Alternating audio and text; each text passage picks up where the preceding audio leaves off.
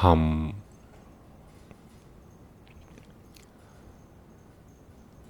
गुरु, सदगुरु, शिष्य संबंध के ऊपर में अति महत्वपूर्ण बातों को समझने का प्रयास कर रहे हैं। इस संबंध की आधारशिला अत्यंत मजबूत होनी चाहिए।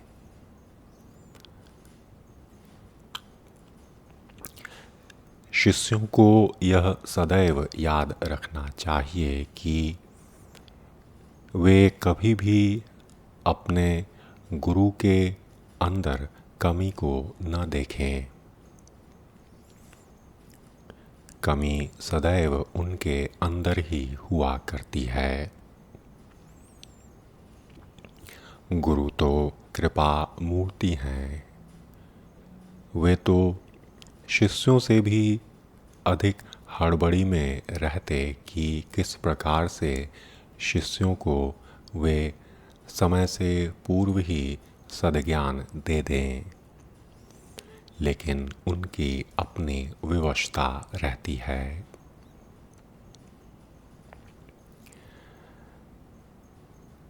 महापुरुषों ने अहंकार के विसर्जन पर अनेकों बात इस अत्यंत महत्वपूर्ण संबंध गुरु शिष्य के मध्य इस पर कुछ बातें कहे हैं। आइए हम उनकी बातों के संग आत्म ज्ञान का लाभ और उसकी प्रामाणिक चेष्टा करें।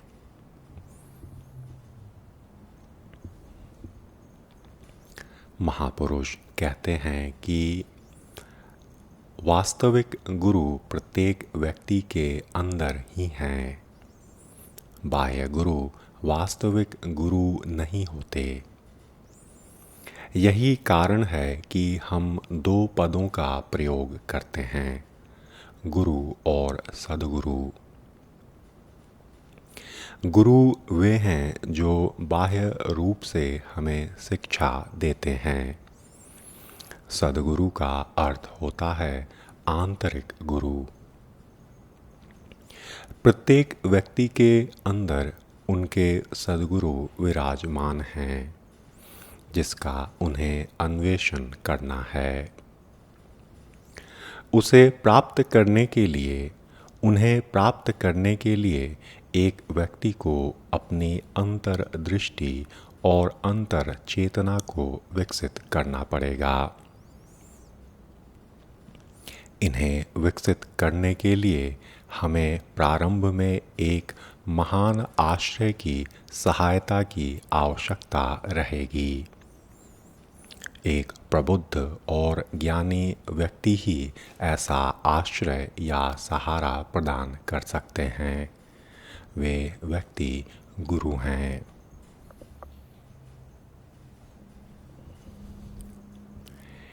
एक शिक्षक गुरु नहीं है और ना एक गुरु ही शिक्षक हैं।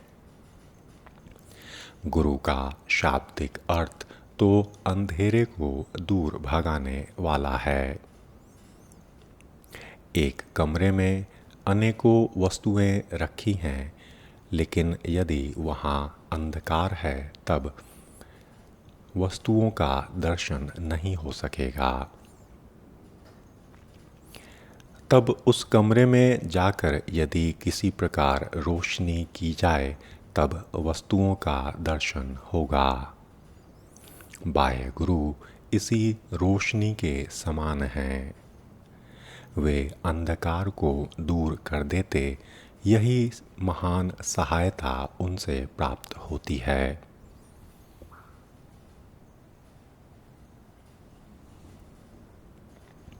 महापुरुष आगे कहते हैं कि आध्यात्मिक जीवन में यह आंतरिक अंधकार एक अति महत्वपूर्ण बिंदु है।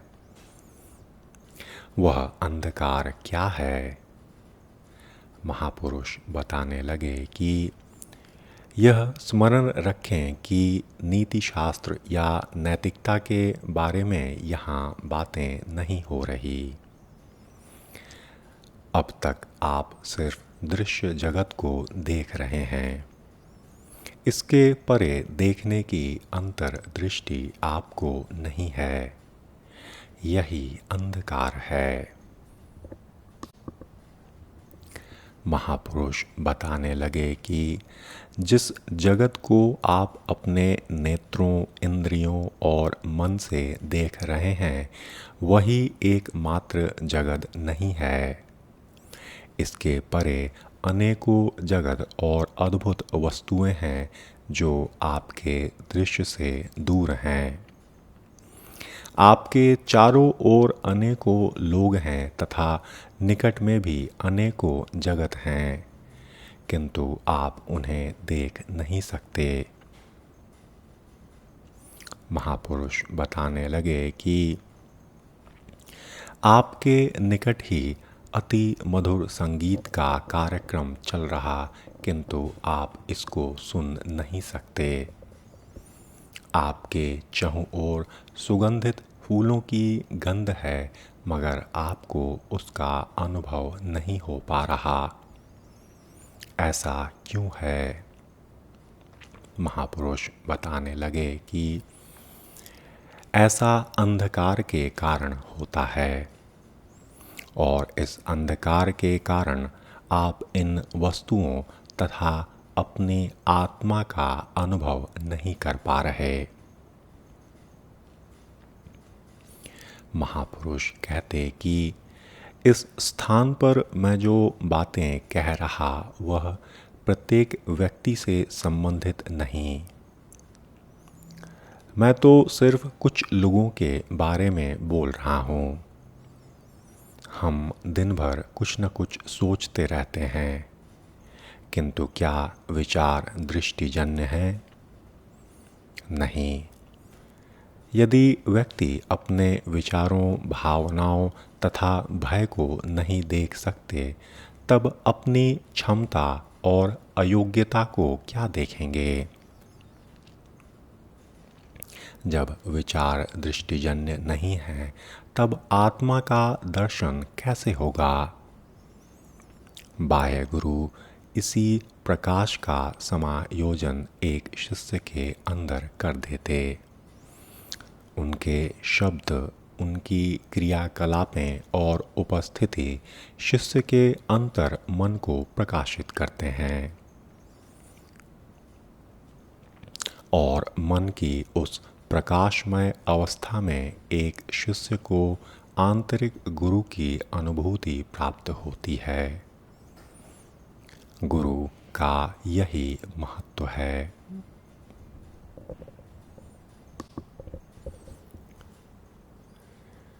महापुरुष आगे बताने लगे कि जब एक व्यक्ति के जीवन में गुरु का आगमन होता है, तब वह व्यक्ति वास्तव में स्वयं के अंदर एक प्रस्फोटक का निरूपण करता है। महापुरुष बताने लगे कि और यह जो प्रस्फोटक है वह विस्फोट करता है।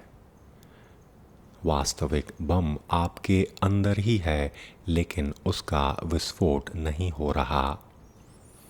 और एक बम के विस्फोट के लिए एक प्रस्फोटक का होना अति आवश्यक है। महापुरुष आगे बताने लगे कि आंतरिक गुरु बम के समान हैं और बाह्य गुरु प्रस्फोटक के समान। आप कह सकते कि क्योंकि गुरु मेरे अंदर हैं, अतः बाह्य गुरु की आवश्यकता क्या है? किंतु यह सोचना नितांत गलत है।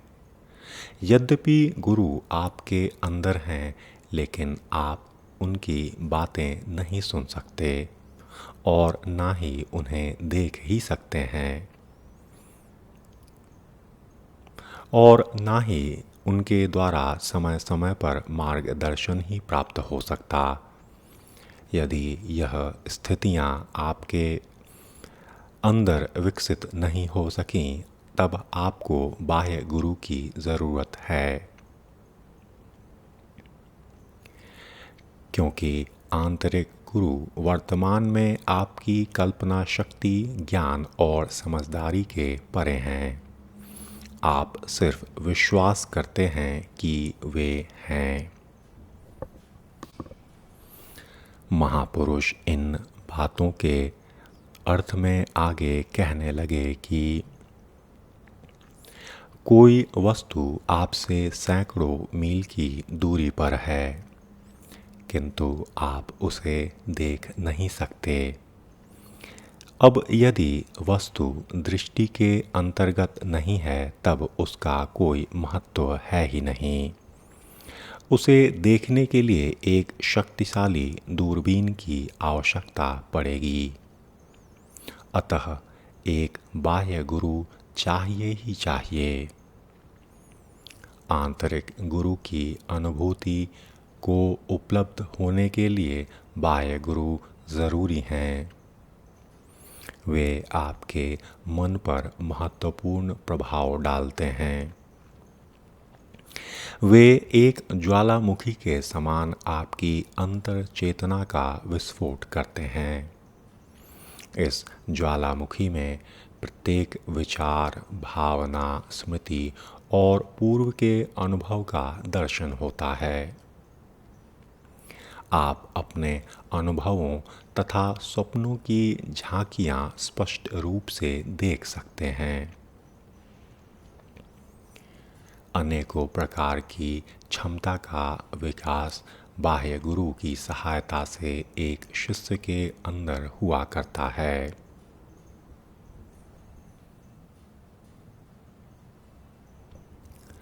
महापुरुष इस विषय पर आगे कहने लगे कि यह सत्य है कि आपके आंतरिक गुरु अंदर ही हैं, किंतु आंतरिक गुरु और आपके बीच एक अवरोध है, और वह अवरोध है आपका अहंकार।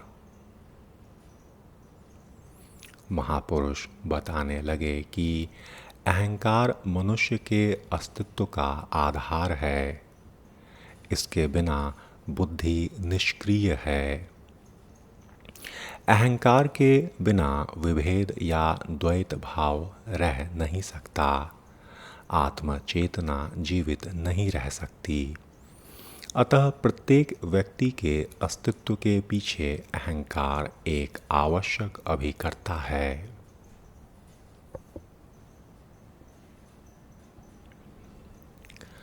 महापुरुष आगे बताने लगे कि पशुओं में व अन्य प्राणियों में अहंकार गौण, अविकसित तथा अव्यक्त अवस्था में रहता है, किंतु मनुष्य के अंदर यह पूर्णतः व्यक्त अवस्था में है।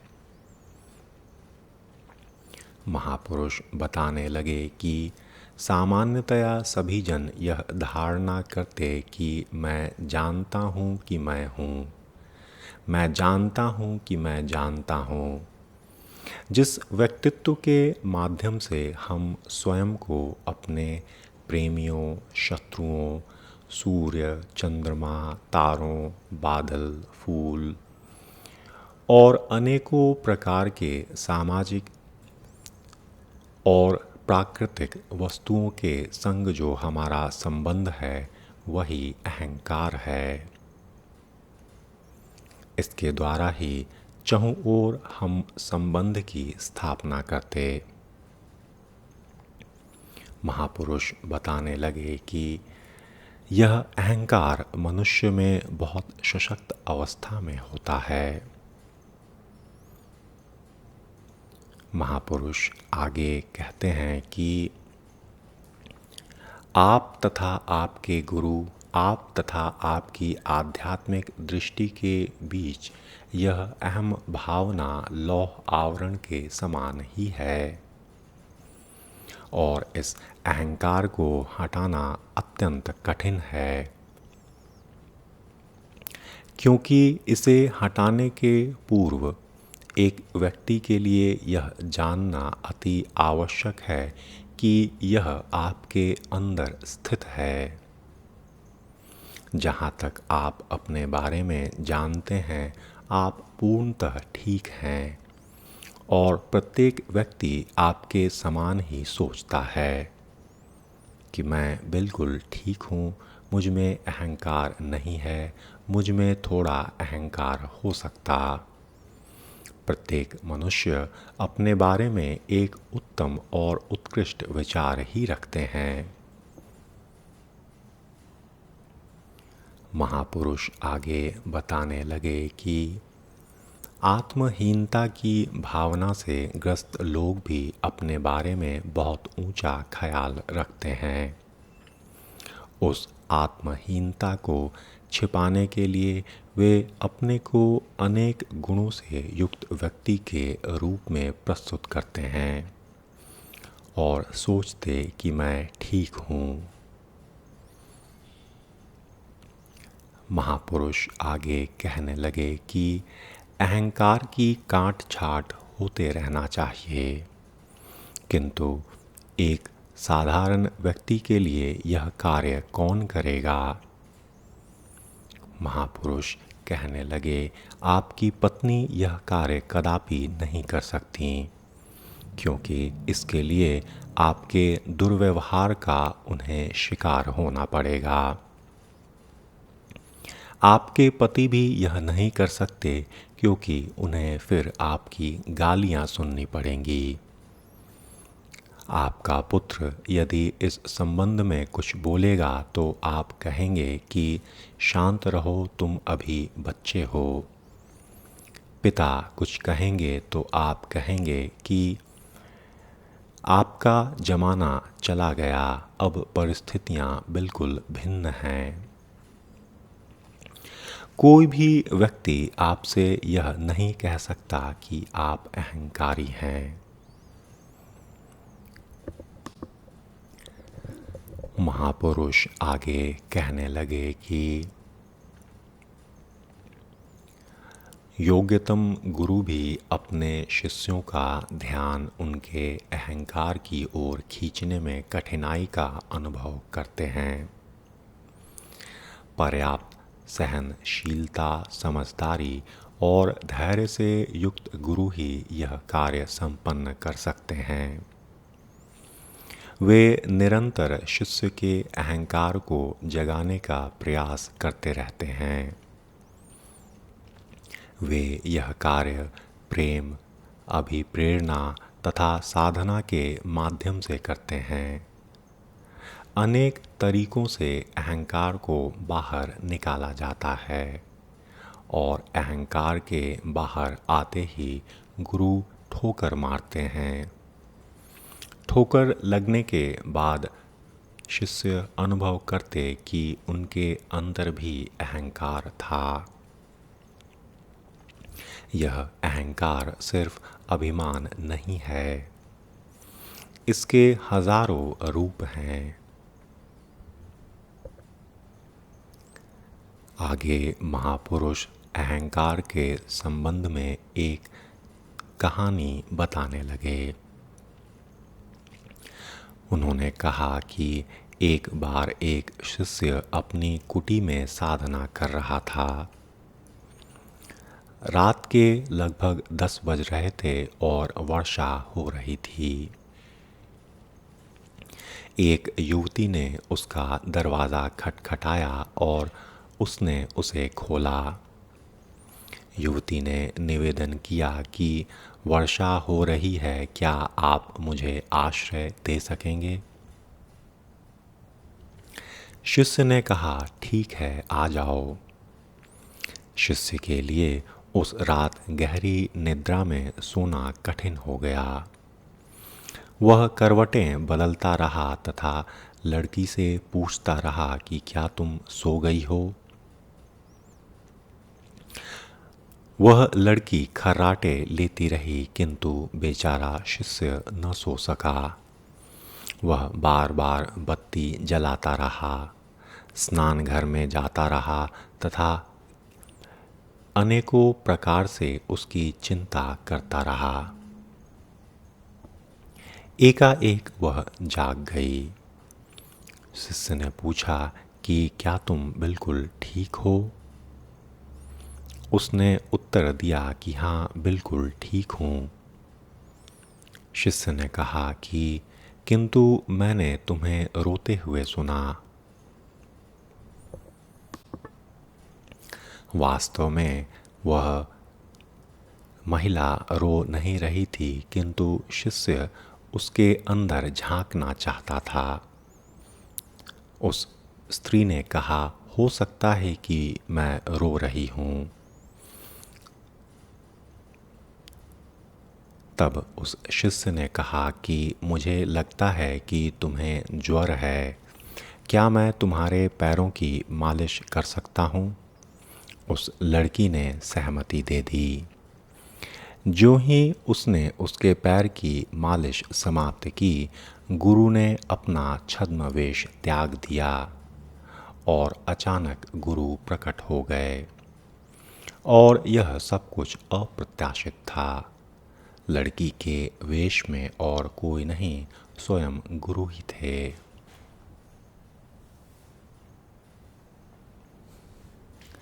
महापुरुष आगे बताने लगे कि इसी प्रकार सर्वप्रथम मनुष्य के अहंकार का विस्फोट किया जाता है और पुनः उसे कुचला जाता है। मन की प्रत्येक अभिव्यक्ति से संबद्ध अहंकार को कुचलना आवश्यक है। महापुरुष कहने लगे कि समाधि की एक अवस्था में जब व्यक्ति का मन अतिक्रमण कर रहा होता और उसे ऊर्ध्वगमन की स्थिति में रखा जाता, तब उसे यह निश्चित करना होता कि भूतल के आकर्षण की शक्ति उन्हें निम्न स्तर से न बांध सके। ऊर्ध्वगमन के लिए अति तीव्र गति की आवश्यकता है। महापुरुष आगे कहने लगे कि चेतना अनुभव गम्य आधार का त्याग करती है और एक बिंदु पर आकर आपको रुक जाना होता है। अतः मेरी राय में